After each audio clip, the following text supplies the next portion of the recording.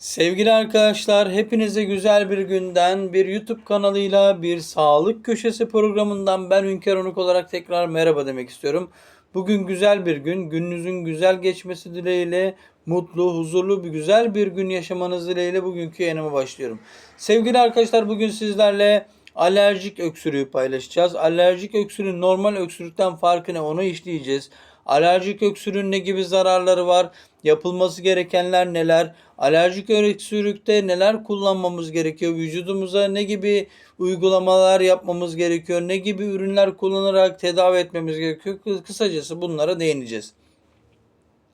Sevgili arkadaşlar, özellikle normal bir öksürük, şu şekilde söyleyeyim. Bu normal bir öksürük. Normal bir öksürüğün alerjik bir öksürükten farklılığı sadece normal bir şekilde öksürüyor olmanız. Yani bu şekilde öksürdüğüm gibi. Alerjik öksürüğün diğer bir farkı ise sevgili arkadaşlar, alerjik öksürükte polenlerden, tozlardan, bitkilerden, havadan, her türlü tozdan ve havadan gelecek olan her türlü bazı tozlardan vücut ister istemez alerjik reaksiyon uğrayabilir. Ve bunu farkında olmadan ister istemez sizler öksürüğün ne şekilde olduğunu bilmeden öksürmeye başlarsınız. Başlangıçta öksürük nasıl başlar? Bu şekilde kuru öksürük şeklinde başlayabilir. Bu normaldir. Bu çünkü kuru öksürük normal öksürmemiz gereken öksürük bu. Ama bunun dışında alerjik bir öksürüğe maruz kalıyorsanız ve alerjik öksürüğün nasıl olduğunu anlayabiliyorsanız, yani bu teşhisi kendiniz nasıl koyabilirim? Bunun alerjik olup olmadığını nasıl anlayabilirim? Bu gerçekten alerjik mi, değil mi? Kuru mu öksürüyorum, alerjik mi öksürüyorum, nasıl öksürüyorum dediğiniz anda bunu kendinizi gözlemlemeniz gerekiyor. Neden gözlemlemeniz gerekiyor? Kuru öksürük bazı zamanlarda devamlı tekrar eden öksürük olduğu gibi kuru öksürük zamanla geçebiliyor. Ama alerjik öksürükte kuru öksürük ile başlayıp zamanla yavaş yavaş ilerleyerekten tıkanıklığa kadar yol açabiliyor. Ve tıkanıklığa yol açtığı gibi alerjik bir reaksiyon da oluşturabiliyor. Peki normal öksürükte bu şekilde öksürdüğümüz zaman vücudumuz, yani boğaz bölgesi kuru öksürükte sadece tahriş oluyor sevgili arkadaşlar. Tahriş olduğu zaman ne yapıyoruz? Bizler normal bir ılık su içiyoruz. Oranın yumuşaması için bir pastil emiyoruz. Yumuşaması için, rahatlaması için bir gargara yapıyoruz rahatlaması için. Ya da bir öksürük şurubu içiyoruz. Kuru öksürüğün giderilmesi için. Ama dikkat edin, kuru öksürük olduğu zaman kuru öksürük şurubu içmemiz lazım. Yetişkinlerde ve çocuklarda. Ayrıyeten kuru öksürüklerin özellikle tabletleri var. Kuru öksürük tabletleri. Bunları da kullanmamız gerekiyor. Şurup kullanamayanlar tablet kullanamayanlar şurup kullanabilir. Özellikle çocuklar tabii ki tablet kullanamayacağı için ve de belirli bir yaşta oldukları için kuru öksürük şurubu kullanmaları gerekiyor. Bizler ebeveynler olarak ilk başta çocuğumuzu dikkat etmemiz gerekiyor. Yani çocuğumuzu gözetlememiz gerekiyor. Onu müşahede altına almamız gerekiyor. Onu takip etmemiz gerekiyor. Çocuğumuz ne sıklıkta öksürüyor? Kaç dakikada bir öksürüyor? Ne kadar süre içerisinde kaç sefer öksürüyor ve de öksürdükçe üst üste mi öksürüyor? Öksürürken herhangi bir sıkıntı var mı? Öksürürken tahriş oluyor mu? Acıyor mu? Neler oluyor? Bunlara dikkat etmemiz gerekiyor. Belki oradaki rahatsızlık herhangi bir enfeksiyondan kaynaklanıyor olabilir. Herhangi bir iltihabi durumdan kaynaklanıyor olabilir. Öksürükle başlayıp daha sonra gribe çevirebilir. Soğuk algınlığı nezleye çevirebilir. Genellikle kuru öksürükte şöyle bir olay var. Öksürmeye başladığımız andan itibaren boğazımızda yanma başlar sevgili arkadaşlar. Öksürdükçe yanma tekabül ettiği sürece ve biz öksürmeye devam ettiğimiz sürece bu bölge tahriş olmaya başlar. Tahriş olduktan sonra da yaklaşık birkaç gün içinde öksürük, tahriş olan bölge ağrıma yapar. Ama bunun öncesinde öksürmeye başladığımızdan itibaren tahriş olan bölge ister istemez acı hissiyeti uyandırır. Biz öksürdükçe öksürmeye devam ederiz ama bunu öksürmek istemediğimiz için, yapmak istemediğimiz için zorla yaparız. Çünkü öksürdüğümüz zaman rahatlık hissi duyarız. Ama meğersem biz o bölgeyi tahriş etmiş oluruz öksürdüğümüz için. Tahriş olunca da ne olacak? herhangi bir pastil, herhangi bir yumuşatıcı, herhangi bir boğaz spreyi, herhangi bir gargara yapmadığımız sürece, dezenfekte etmediğimiz sürece o bölüm ister istemez tahriş olmaya daha da çok elverişli hale gelecek. Bu bölüm tahriş olduğu zaman öksürmeye devam ettiğimiz zaman ne olacak? Bu sefer kuru öksürükle ilgili şuruplar kullanacağız ya da pastillerle, naneli limonlarla, ılık sularla, bazı ürünlerle geçiştireceğiz. Ama ne yaparsak ne yapalım kuru öksürüğün önüne geçemediğimiz için ister istemez birkaç günün sonunda o bölüm, bademcik bölgesi dediğimiz şu bölüm ağrıma yapacak ve enfeksiyona neden olacak. Ve de bu enfeksiyon bademcik enfeksiyonu olarak karşımıza çıkarak daha sonra da antibiyotik kullanmaya başlayacağız. Peki alerjik öksürüğün normal öksürükten farkı ne? Sevgili arkadaşlar, polenlerden etkilenebiliriz.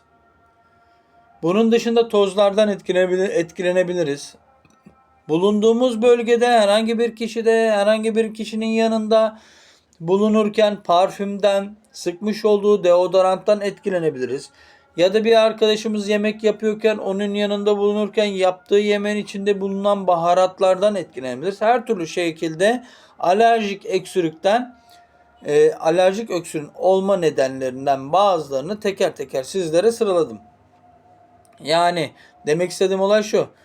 Alerjik öksürüğün normal öksürükten farkı. Normal öksürük normal bir şekilde geliyor. Normal bir şekilde öksürüyorsunuz. Hiçbir madde, hiçbir etki mekanizması olmadan direkt öksürük başlayabiliyor. Ama alerjik öksürüğü başlatan nedenlerden birisi polen olabilir. Polen tozları olabilir. Havadan kaynaklanabilir. Bunun yanında bir arkadaşınızın sıkmış olduğu bir deodoranttan ya da parfümden etkileniyor olabilirsiniz. Arkadaşınızın yapmış olduğu bir yiyeceğe sıcak esnada, yani pişirirken baharatlarından etkileniyor olabilirsiniz. Bu gibi durumlarda dikkat etmeniz gereken şu. Gerçekten normal öksürük mü? Gerçekten alerjik öksürük müyüz? Bunu nasıl anlayabiliriz? Normal öksürük, dikkat ederseniz bu bir kuru öksürük. Bakın, bu bir normal öksürük. Ama alerjik öksürük de şöyle oluyor. Öksürmeye başlıyorsunuz. Ardı ardına geliyor. Kendinizi tutamıyorsunuz. Ve bir zaman sonra demeye başlıyorsunuz. Yani öğürüyorsunuz. Öksürmeye devam ettiğiniz süre içerisinde alerjik öksürükte normal öksürükten farkından bahsediyorum. Alerjik öksürükte öksürmeye başladığınız andan itibaren dikkat ederseniz diye yaptığınız an diye öğürdüğünüz zaman bu bir alerjik öksürük sevgili arkadaşlar. Neden alerjik öksürük diyeceksiniz? Normal öksürükte kuru olarak öksürmeye devam edersiniz. Bir zaman sonra kesilir. Alerjik öksürükte öksürmeye başlarsınız. Bir zaman sonra kesilmek, öksürmeye devam ettikçe öksüremediğiniz gibi sanki öksürecekmişsiniz gibi öğürmeye başlarsınız. Yani kusacakmışsınız gibi bir hissiyet gelir. Ve de o öksürük olduktan sonra ağzınızı şu şekilde açarak öksürecekmiş gibi hissedersiniz ama öğürürsünüz ve de sanki kusacakmışsınız gibi bir hissiyet uyandırır ve bazen de kusacakmış gibi olursunuz ve de o nasıl olur?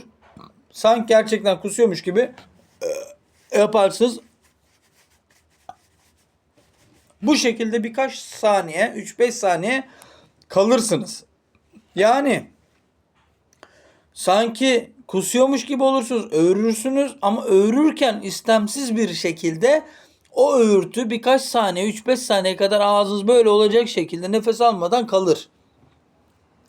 Bu şekilde kaldığınız vakitte vücudunuzdaki öksürük alerjik öksürük, yani boğazınızdaki öksürük alerjik öksürük sevgili arkadaşlar. Peki ne yapmamız gerekiyor? Böyle bir durumda ılık bir su, bir bardak ılık suyla yumuşatmamız gerekiyor.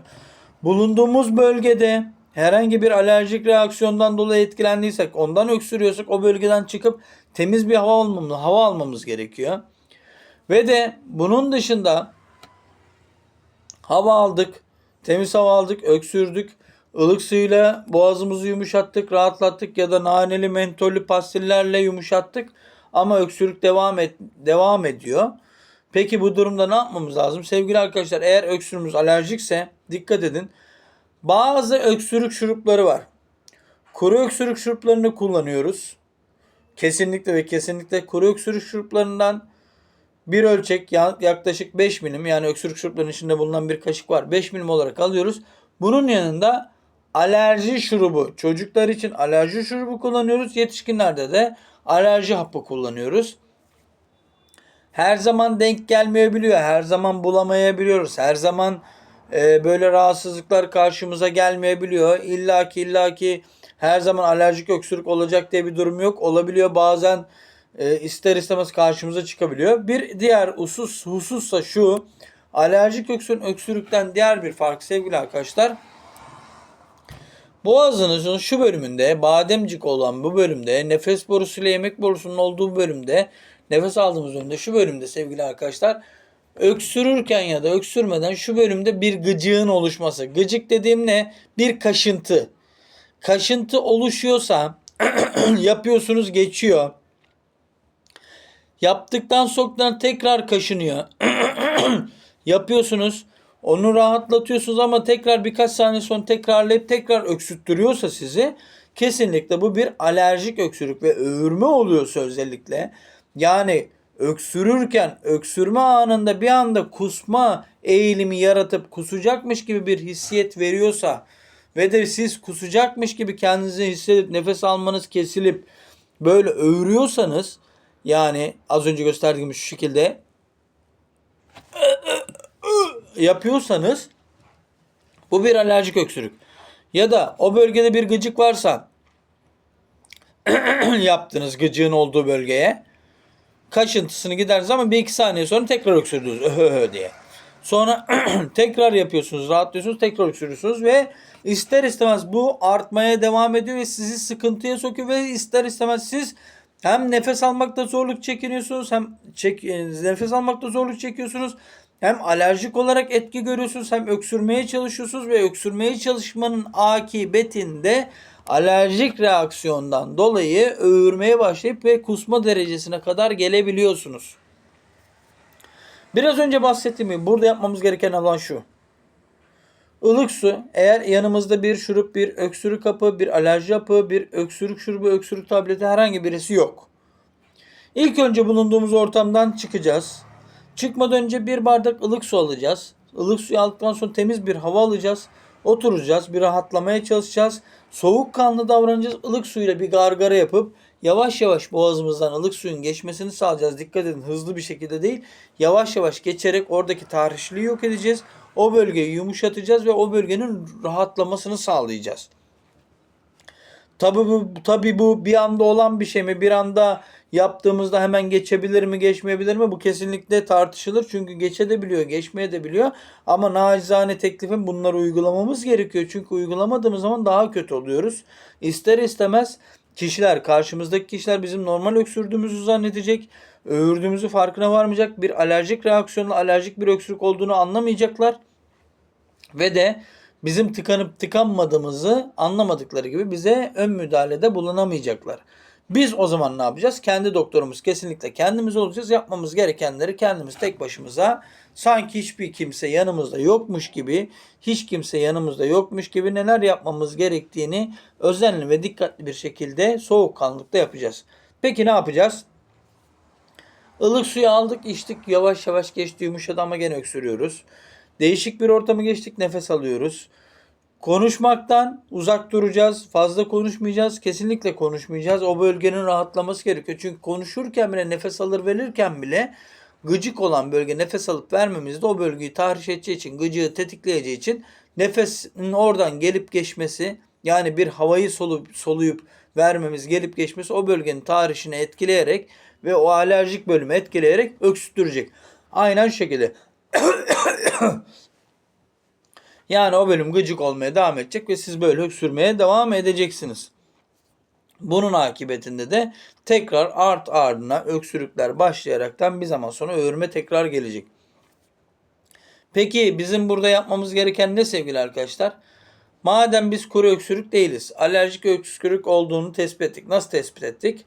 Gıcık var, kaşınıyor şu bölge. Sadece bir bölge kaşınıyor ve öksürüyoruz. Öksürünce geçtiğini zannediyoruz ama öksürme bitince tekrar kaşınıyor, tekrar öksürtüyor. Ve de ard ardına öksürmenin akıbetinde ister istemez biz ne yapıyoruz? Öğürmeye başlıyoruz sanki kusacakmış gibi. Böyle bir durumda demiş olduğum uygulamaların dışında eğer yanımızda bir ürünümüz varsa, bir ilacımız varsa özellikle öksürük şurubumuz, kuru öksürük şurubumuzu alacağız.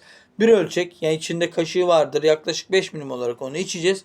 Bunun dışında bir alerjik reaksiyonla ilgili olan bir alerji hapı ya da şurubunu kullanmamız gerekiyor ki o bölgedeki kaşıntıyı, tahrişi, kaşınmayı tamamıyla giderip yani şu hareketi yapmamızı engellememizi, oradaki o gıcın gitmesini engellememizi ve öksürmemizi ve onun akıbetinde öğürmemizi engellemesi için. Alerji şurubu çocuklarda, alerji tabletleri genellikle yetişkinlerde kullanıldığını biliyoruz. Ama çoğu zaman şöyle düşünelim. Evimizdeyiz ya da bir iş yerindeyiz.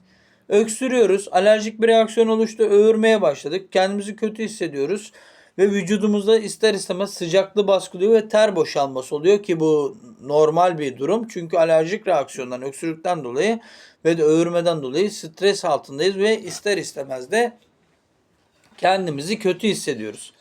Böyle durumlarda ne yapacağız? Hemen bulunduğumuz bölgede arkadaşlarımıza, eşimize, dostumuza soracağız. Bir alerji şurubunuz var mı? Bir alerji hapınız var mı? Öksürük şurubunuz var mı gibi. Artık bulduğumuz yerde ne bulursak öyle diyelim. Yetişkinler alerji şurubu içemez diye bir kaide yok. Çocuklar için kullanılıyor olduğu gibi yetişkinler mesela çocuklarda atıyorum belirli bir yaşta yarım ölçek bir ölçek kullanılıyorsa yetişkinler bunu bir ölçek ya da iki ölçek olarak içebilir. İki ölçek içtiği zaman ölçeğin durumuna göre yani şurubun miligramına bakıyorsunuz. Şurup atıyorum 2,5 miligram alerji şurubunun içindeki maddenin miligramı. Siz normalde bunun tabletini içtiğiniz zaman, alerjik tabletini içtiğiniz zaman, kestiğiniz zaman miligram olarak baktığınız zaman bir tablette 5 miligramsa siz şuruptan 2,5 miligram olduğu için 2 ölçek aldığınız zaman normal bir tableti içmiş gibi oluyorsunuz ki 2,5 5 miligram yapıyor. Normal seviyelerde düşünürsek, mantıklı olarak düşünürsek. Alerji şurubunu içtiniz. 2,5 birer ölçekten 5 10 milim içtiniz. 5 miligram normal bir insanın içeceği tablet seviyesine getirdiniz. Bunun yanında kuru öksürük şurubunu içtiniz ve öksürüğünüzü kestiniz. Alerji şurubu o bölgedeki alerjiyi, kaşıntıyı, tahrişi, gıcıklanmayı giderdi. Ve gıcıklanma, tahriş ister istemez gidince, kaşıntı gidince ne oluyor? Yapmaktan kurtuluyorsunuz. Tahriş olmasından kurtuluyorsunuz. Bunun dışında öksürmekten kurtuluyorsunuz çünkü sizi öksürten tek şey o bölümdeki gıcıklanma, alerjik, kaşıntı ve reaksiyon. Ve de unutmayın kişi olarak bizler bir kişi olarak bir insan olarak öksürüğün alerjik olduğunu nasıl anlıyoruz? Tekrar dile getireyim. Öksüreceğimiz zaman o bölgede kaşıntı varsa bir bölgede sadece bir bölgede ufak bir bölgede bir kaşıntı gıcıklanma varsa ve öksürdüğünüz zaman rahatladığını hissediyorsanız ve öksürüğünüzü bıraktıktan sonra tekrar kaşıntı devam ediyorsa ve akıbetinde tekrar öksürttürme gereği duyuyorsa ve bunun sonunda öğürme gereği duyuyorsanız ve kusacakmış gibi bir hal alıyorsanız bu kesinlikle ve kesinlikle alerjik bir öksürük sevgili arkadaşlar. Bunu dile getireyim. Normal öksürük kesinlikle kuru öksürük.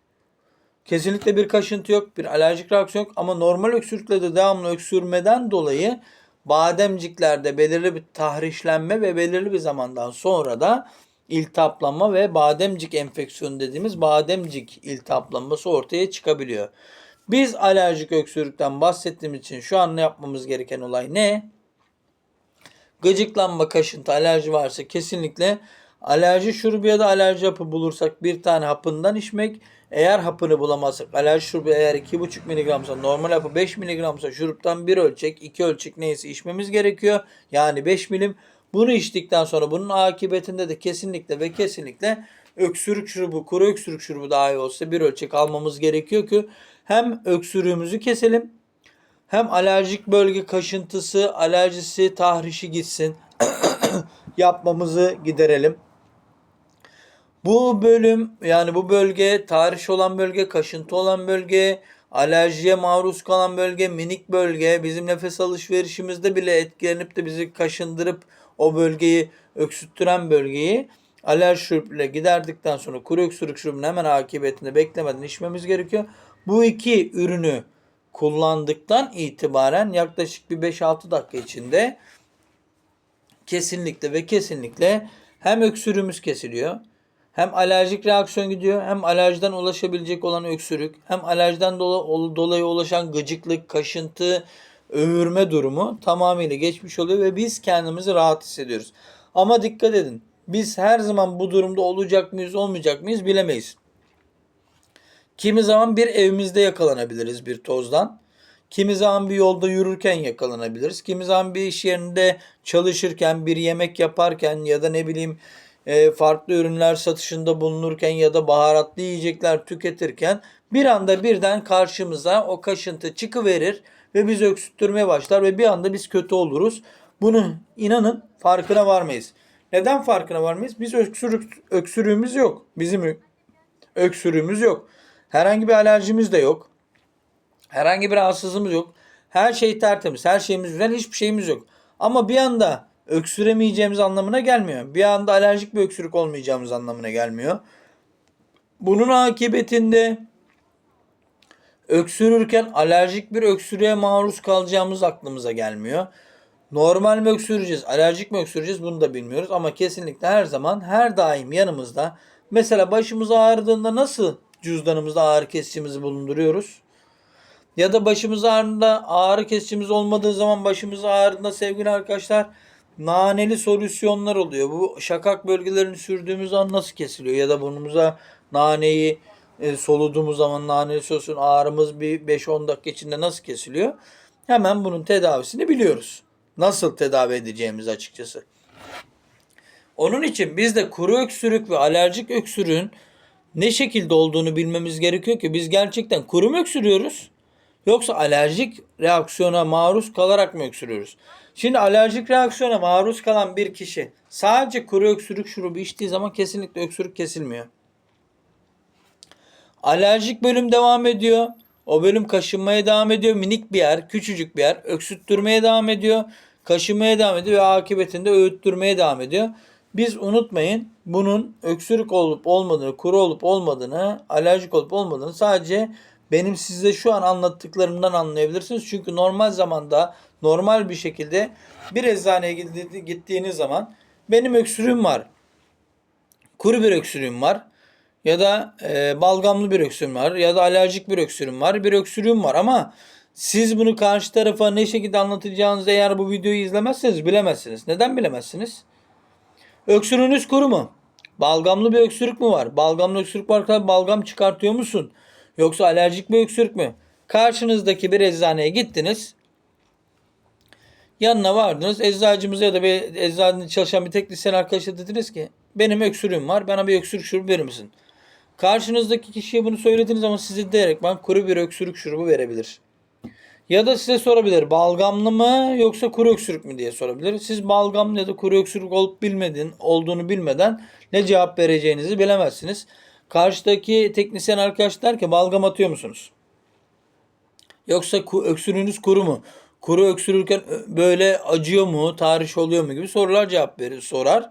Ama bunun alerjik olup olmadığını bilemeyebilir. Çünkü sizin öksürüğünüzün ne şekilde olduğunu sadece siz kendiniz bilebilirsiniz. Size bir öksürük şurubu verdiği zaman, kuru öksürük şurubu verdiği zaman alerjikse öksürüğünüz kesilmez. Öksürük şurubu öksürüğünüzü bir nevi dindirir. Ama devam etmeye başlar. Alerjik öksürük olduğu için de gene öğürmeye devam edersiniz. Ve de farkında olmadan bunun dışında mesela atıyorum kuru öksürük şurubu vermedi de balgam söktürücü verdi. Yani balgamınız olduğunu düşündünüz söylediniz. Size balgam söktürücü verdiği zaman öksürüğünüz gene öksürmeye başlarsanız balgam atmaya çalışırsınız ama bu sefer kuru öksürüğünüz var. Balgamınız yok. Balgam söktürücü verilen bir insana kuru öksürük şurubu verdiğiniz zaman o balgam olmayan bir kişi balgamı sökemez. Yani şimdi balgam söktürücü veriyorlar size ama sizde balgam yok. Siz öksürüyorsunuz fakat balgam atamıyorsunuz. Çünkü zaten balgam yok. Neyi atacaksınız ki? Bunun dışında balgamlı bir öksürüğünüz varsa kuru öksürük şurubu içtiğiniz zaman gene öksürüğünüz kesilmez. Çünkü Kuru öksürüğünüzü kesmeye çalıştığınız anda, kuru öksürük şurubunu içtiğiniz zaman, balgam bölgesini tıkadığınız zaman bu sefer ister istemez balgam burada birikir ve belirli bir zamandan sonra bu balgam ciğerlere işleyerek astıma veya bronşite çevirebilir sevgili arkadaşlar. Onun için bunu dikkat etmeniz gerekiyor. Ve de yapmamız gereken tek şey, siz kendi tedavinizi başta kendiniz bilmeniz ve öksürüğünüzün ne olduğunu anlamanız gerekiyor ki eczaneye gittiğiniz zaman bir eczacımıza, bir teknisyene diyeceksiniz ki benim bir alerjik öksürüğüm var. Öksürürken öğürüyorum. Bana ne önerirsiniz? Size öksürük şurubu önerebilir ama alerji şurubu ya da alerji hapı vermeyebilir. Eğer siz kendi doktorunuz, kendiniz olursanız, eğer kendi sağlığınızı biliyorsanız ve de nasıl geçeceğini anlıyorsanız, nasıl geçtiğini biliyorsanız ve daha önce benim bu anlatmış olduğum videolarımı izleyerek bu uygulamayı yaptıysanız, bir eczaneye gittiğiniz zaman bir alerji şurubu ya da bir alerji hapı alarak, bunun yanında bir kuru öksürük şurubu alarak tedavinizi kendiniz yapabilirsiniz. Nasıl yapabilirsiniz? Biraz önce de anlattığım gibi bir tane alerji hapını bir bardak suyla içerek, bol suyla içerek, yarım saat içinde, çünkü hap vücuda etki ettiği için, yarım saat içinde vücutta eridiği için etki göstermeye başladığı süre içerisinde etkiliyor. Bu süre zarfında siz kuru öksürük şurubunu alerji hapı ile birlikte aldığınız zaman, kuru öksürük şurubu öksürüğünüzü etkileyeceği için, hap da yarım saat içinde etki göstereceği için, şurup öksürüğünüzü bir nevi rahatlatıp keserken, hapın da erime süreci aktif hale geldiği süre içerisinde yaklaşık olarak 15-20 dakika, yarım saat içinde kuru öksürüğünüz, yani kuru öksürük şurubunuz öksürüğünüzü, alerji hapınız buradaki gıcıklanmayı, kaşıntıyı, öğürmenizi ve öksürmenize neden olan bu kaşıntıyı gidereceği için alerjik öksürüğünüz tam anlamıyla kesilmiş olacak ve öksürüğünüz kesildiği için de siz rahata kavuşmuş olacaksınız. Hem öksürmeyeceksiniz, hem tahriş olmayacak, hem kaşıntı olmayacak, hem orada herhangi bir şey hissetmeyeceksiniz ama en önemlisi öğürmeyeceksiniz. Sanki öksürüp öğürürken kusuyormuş gibi bir hal alıp nefesiniz tıkanıp bir anda tıkanıklık hissi verip kendinizi kötü hissetmeyeceksiniz sevgili arkadaşlar. Bugün sizlerle yaklaşık olarak 30 dakikalık bir vakitte alerjik öksürüğün normal öksürükten farkını işledik. Dikkat edin. Videoyu iyi izlerseniz öksürüğünüzün ne şekilde olduğunu anlarsınız. Balgamlı mı, alerjik mi, kuru mu? Yapılması gereken tedaviyi de ona göre kendiniz teşhisinizi koyarsınız. Çünkü unutmayın, insanın ilk doktoru kendisidir. Bir sağlık ocağına, bir hastaneye varmadan önce ilk doktorunuz kendiniz olmalısınız. Her zaman ilk müdahaleyi kendiniz yapmalısınız. Bazı zaman yanınızda kişiler bulunabilir, insanlar bulunabilir ama sizin rahatsızlığınızın ne olduğunu anlamayabilirler. Rahatsızlığınızın alerjik mi, kuru mu, balgamlı mı, öksürüğünüzün ne olduğunu bilmeyebilirler. Bunu en yakın bilecek olan tek kişi sizsiniz. Onun için videolarımı izleyin. Rahatsızlığınızı kendiniz teşhis edin. Bir eczaneye gittiğinizde kullanmanız gereken ürünün ne olduğunu söyleyip kullanın. Eğer iyi gelmiyorsa ondan sonra doktorunuza başvurun. Doktorunuza da ne kullandığınızı bu süre zarfında söyleyin. Zaten doktorunuz eğer ki gerekli gördüğünde bu kullanmış olduğunuz ürünler sizi etkilemiyorsa sizi bir hastanedeki bir uzman doktora yönlendirebilir.